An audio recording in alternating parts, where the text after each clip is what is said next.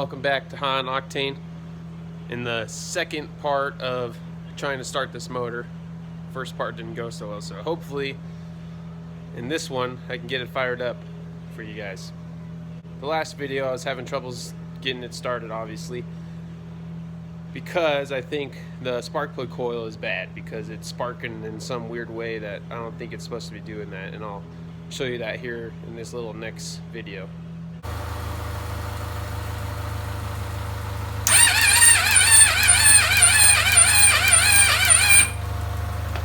So it's super weird. It's like sparking through the shielding on the coil. So what I think is happening is once I put the coil into the head to connect to the spark plug, it's just sparking off the coil onto the head and not even reaching the spark plug and not letting me fire anything. So I went and borrowed a used coil from the motor builder that I had to rebuild this motor, and hopefully that's the culprit. So I'm gonna get that thing on. I put a trickle charger on this battery to hopefully keep it up juice. But yeah, so I'm gonna throw that new coil on this thing, see if I can get at least some kind of gurgle from the dang motor. It's alright, I'm gonna get to work. Alright, so I got the new coil on. I'm gonna kind of let this trickle charger charge just a little bit more and then try to fire it up. I got my fuel tank on. It still has oil in it.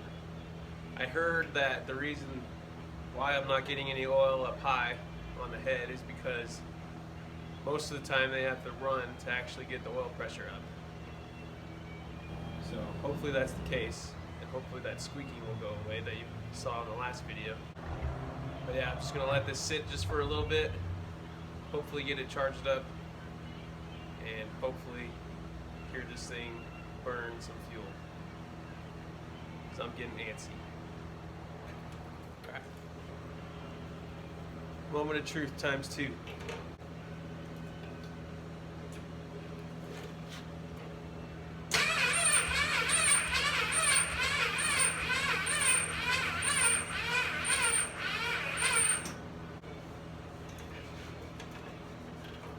Alright, so yeah, it just needs a little bit more juice, so I'm going to wait it out a little bit, and I'll see you guys here in a second. So actually, while I wait it out, I'm going to get my kill switch wired up, so when I do actually fire it up, I got to wait and shut it off. It's probably a good idea, huh? So I'm going to get going on that just real quick.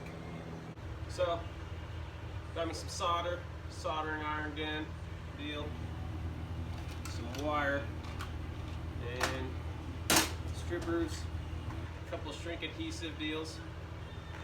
So I'm going to wire in my deal here, maybe get the wire from my start button, get that better. This is a speaker wire and I want that a little bit cleaner. So I'm going to solder all that up. Hopefully by the time I get that done, this battery will be somewhat charged to hopefully get it freaking fire. So I'm going to get started on that. Alright, got my kill switch wired in. These wires here ground to my little switch right there. Basically it's just a ground switch. So I got that wired up. Next I guess I'll do the starter switch a little bit better. And yeah, get that going. Alright guys, so got the battery on the trickle charger for a couple hours now. During that time I fixed up the harness. It looks actually a lot better. Here, I'll show you. Now it's not quite of a rat's nest anymore.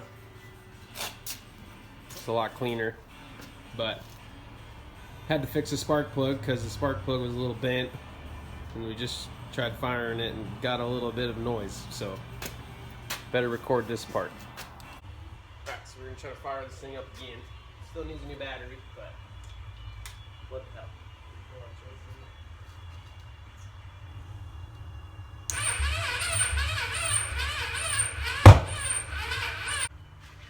It needs a new battery. We'll be back. Going to grab a new battery.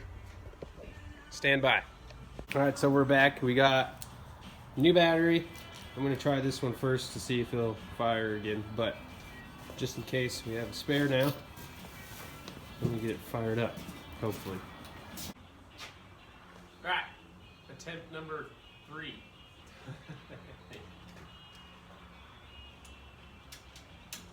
With old battery.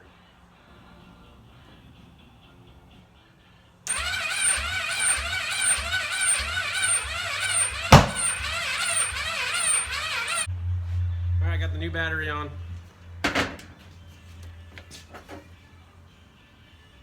Cross your fingers.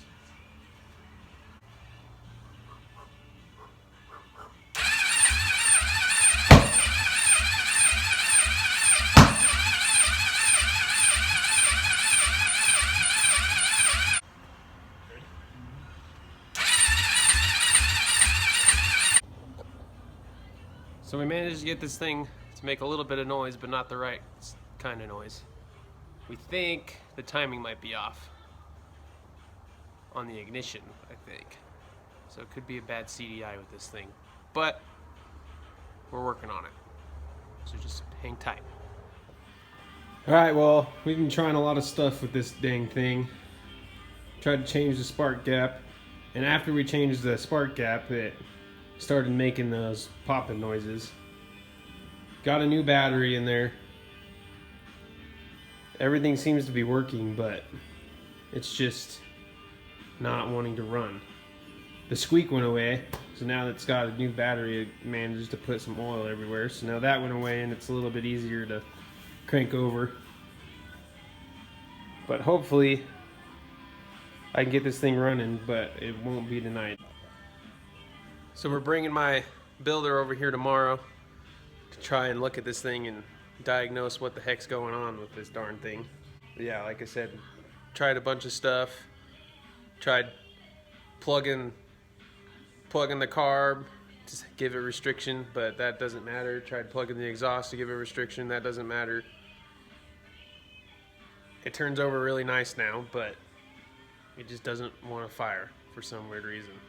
And I was looking at the spark plug to the piston, and it almost looks like it's sparking on the, as soon as the piston hits top bottom center, I guess, if that makes sense. So when the piston's all the way down. So something funky's going on here, but really trying to figure it out. Want to get you guys a running motor, because I'm getting antsy, and I'm sure all you guys are too. But that's all I got time for today. So tomorrow, like I said, builder's coming over here to check it out, see the timing, see if it's off. Hopefully we can get that thing running tomorrow, because